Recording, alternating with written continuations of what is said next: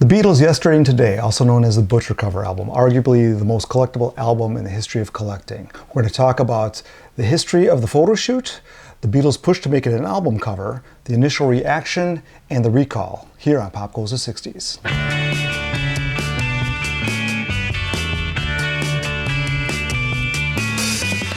Yesterday and Today is a particular favorite topic of mine because when we're talking about American albums, usually the American albums are frowned upon. They're not taken seriously because they were all truncated up until 1966, which means the British albums had typically 14 tracks. The American versions by Capitol had 11 tracks. And the reason they did this is because that's how Capitol did business. They were not really an artist label at all. And their goal was to make as much money as possible and create as many albums as possible. The Beatles were well aware of Capitol doing this to their albums and truncating them. And the Beatles didn't like that. And John Lennon had once said that, hey, we spend a lot of time putting the sequences together for these records, and here Capitol just messes them all up. So the Beatles never liked that, but they didn't really have any say in the matter. And this particular record, Yesterday and Today, was going to be created solely for the American audiences. The song Yesterday had been a big hit the year before, so Capitol wanted to use that big hit as kind of the platform for a whole album called Yesterday and Today. So the Beatles were doing a photo session, and they did have in mind to do a little something different for this album cover. So the Beatles photographer at this time was a guy called Robert Whittaker, and he had been with them for a good year and a half doing work for them, and mostly on the previous tour in 1965. And the Beatles really liked Whittaker because he had their same sense of black humor and a similar interest in the avant-garde. So this is the photograph in question, but Whittaker's original concept of this was going to use this photo as only about a 2¼ inch square on the back cover. So the whole elaborate plan was like this. This is what he says. Bejeweled silver halos would be added behind the band members' heads, and the remaining space would be designed as a Russian religious icon in colors of silver and gold. The meat is meant to represent the fans, and the false teeth and false eyes is the falseness of representing a godlike image as a golden calf. Okay, so that was the idea from the photographer. Now, the Beatles clearly did not go with that idea. And I think it's important to say here, if they wanted that idea, we would have seen that idea. And they probably said, oh, Bob, this will do us just fine. Okay, thanks a lot. So this image was what they pushed for to have this be the album cover. This was what was submitted to Capitol. And the Beatles had intended to use this as somewhat of a statement, as their statement on war, particularly the Vietnam War. And Capitol immediately did not like this. Alan Livingston, the president of Capitol Records, told Brian Epstein that he did not like it, but Epstein relayed the message to Livingston that the Beatles were adamant about using it. So one person they had on their side, the advertising department head, really liked this photo or didn't have a problem with the photo. And the artwork was prepared on what looked to be like a canvas background. And Capitol printed 750,000 of these. And obviously the Beatles were the biggest act in the world, so a pre-order like that was not uncommon. So initially 60,000 were sent to radio stations, the print media, Capitol branch offices, and people started to have some negative reactions to it. So the reaction on this was immediate. Disc jockeys hated it, retailers didn't want to stock it, magazines were offended by it. So Livingston from Capitol Records called Epstein and said, hey, we've got a PR problem on our hands here. What do you want to do?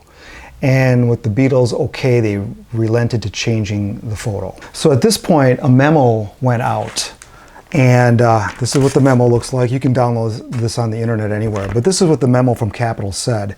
I'm just going to paraphrase here. The original cover, created in England, was intended as pop art satire. However, a sampling of public opinion in the United States indicates that the cover design is subject to misinterpretation. For this reason, and to avoid any possible controversy or undeserved harm to the Beatles' image or reputation, Capitol has chosen to withdraw the LP and substitute a more generally acceptable design. So that design, or that photo, initially, well, really, it was this cover right here. This is the new photo. And there were slicks done of a couple different designs, of which this one was one of. This is a bootleg. This never came out. So what happened was, instead of just trashing everything that they had printed, they pasted this over this cover. Okay, let's talk about the naming convention that collectors use for these records, these different versions of this collectible album. So the first one with the Butcher smocks and the broken baby dolls and meat and everything, this is called the First State Butcher photo. This one would be the pasted over version. This is called the Second State. So we do have a third state, which is when you peel off the cover to look something like this. Now here you can see, I guess you would call this a mildly successful peel job, where the trunk cover was peeled off to reveal the Butcher cover photo behind it. This is actually not an actual Third State Butcher cover, this is kind of a mock-up.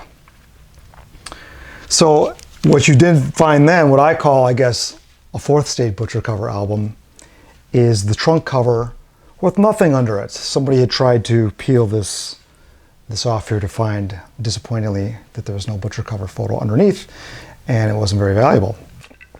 So at the time of this whole controversy, this was happening during the Beatles' 1966 US tour, which was fraught with problems.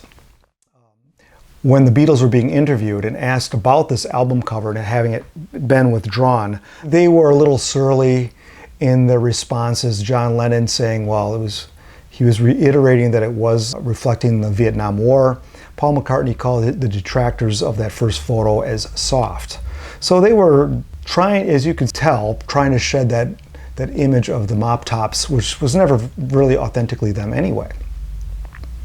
Now, John Lennon also mentioned that he and George had talked about, they may have fought keeping that first photo more had they liked the photograph better. But that's one thing that they ended up letting go. Okay, let me show you a real Butcher cover. This is a Second State mono version of the paste over trunk cover. Now, you probably won't be able to see this easily. The easiest way you can look for the Butcher cover underneath is Ringo's turtleneck here. This black part of his turtleneck shows up behind the white background here very plainly.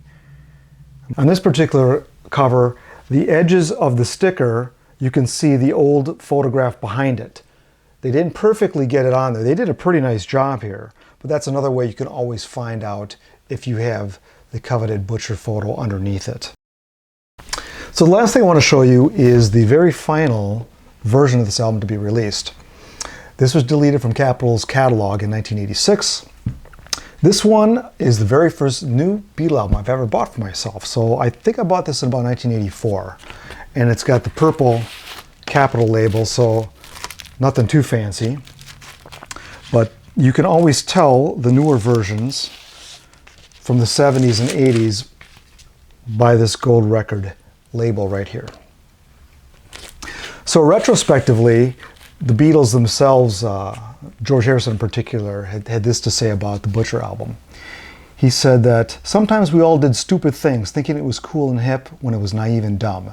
And that was one of them. So I originally said this is one of the most highly collectible records out there. The most expensive Beatle Butcher cover albums go for six figures. I think 200,000 may have been the highest one that's still sealed, the stereo version of the First State. Those are big. There's one on eBay right now for $21,595. That's a Second State still sealed mono version. Mine aren't that much. The one I showed you, the real one, I bought for 150 bucks back in 1985. And these fluctuate in price all over the place, and eBay makes it very easy to pick one up. The next time you're at a flea market or a record store at a rummage sale and you see this record, make sure check to see if it's a Butcher cover album. Well, that's all for today on Pop Goes the 60s. See you next time.